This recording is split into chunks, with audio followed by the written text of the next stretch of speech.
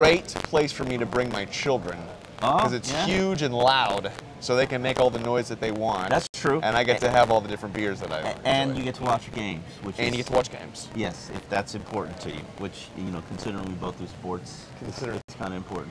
Oh, I see the Haagen-Dazs. The Haagen-Dazs is right there. There's a La Pizzeria, which I believe serves pizza. Right? I mean, great spot for lunch. Great first spot for a pizza. We have our questions for the show. Yeah. This is, I think we've got like 10 questions. There was a overloading of questions today, but they were all good, so I figured we could feature them. And then we'll do X's and Omar's overtime. If you have those questions, ask them on Twitter using the hashtag XOmar, or just tweet them to me on Twitter and we'll find them. Okay. We are very close to getting started here. As we're entertaining our people here in the pre-show, we're not going to get too much into the whole Firster stuff because why? But in terms of the craziest things that you've been a part of covering the Dolphins, where's this one, right? Bullygate. Bullygate is the thing for me about this one is it is crazy, but it's really over in like 3 days. We're all moving beyond this after today. A coach snorted blow before team meeting, basically resigned. Yeah, sure. Sure did. Yeah, a coach resigned, and the head coach had to hire a new offensive line coach who coached here with an okay line. Yeah. Which. We're going to do the countdown? Okay. Oh, we're going to start the show. All right, cool. Oh, okay, great. Yeah. Welcome to another week of X's and Omar, brought to you by Gulfstream Park. Alongside Sentinel Dolphins columnist Omar Kelly, I'm host Matt Lincoln, and we are live here at Gulfstream Park again, but we are in a different location with an incredible background right here in the middle of some of the best restaurants at Gulfstream Park. We've got an Il Gusto, we've got a Yard House, we have a Haagen-Dazs, we have a La Pizzeria, all places that you can come and have lunch and then sit with some on the benches right here and watch X and Omar live with us. We will try to be as exciting and as dramatic as this Dolphins season off the field has been so far, because it just continues to just give us incredible amounts of fodder to talk about. It's like the gift that keeps on giving.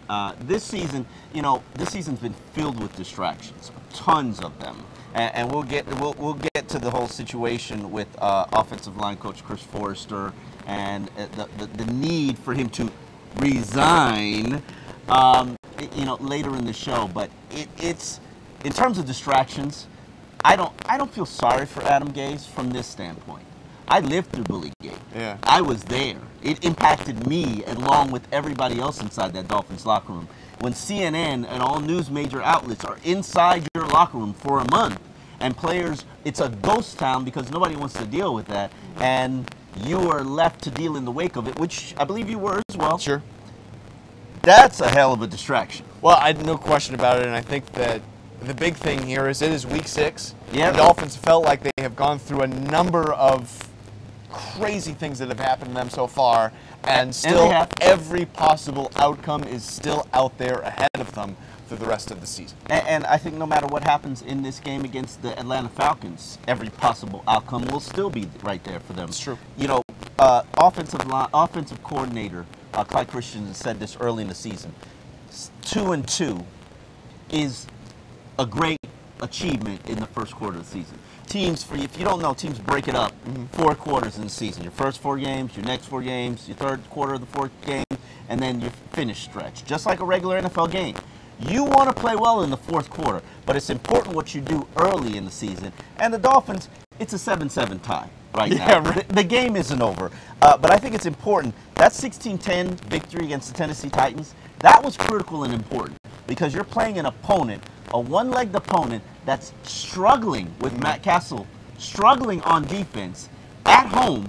You have no excuses to not take care of business. And the Dolphins found a way to take care of business when your defense assists you with 10 points, because that field goal, that's credited to them.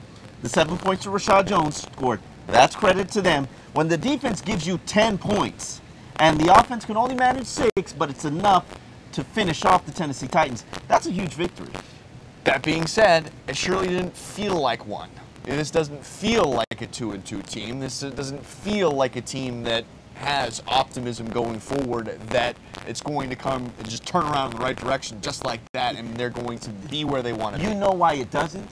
Because of all the drama that they've endured. Now, this whole Chris Forrester saga, for those who do not know, if you've been living under a rock and not have been part of the biggest social media story of probably the entire year. If they're watching the show, Omar, they know, but that's okay. Yeah, in the sports world, Dolphins offensive line coach, or former Dolphins offensive line coach, who has recently resigned, Chris Forrester, was caught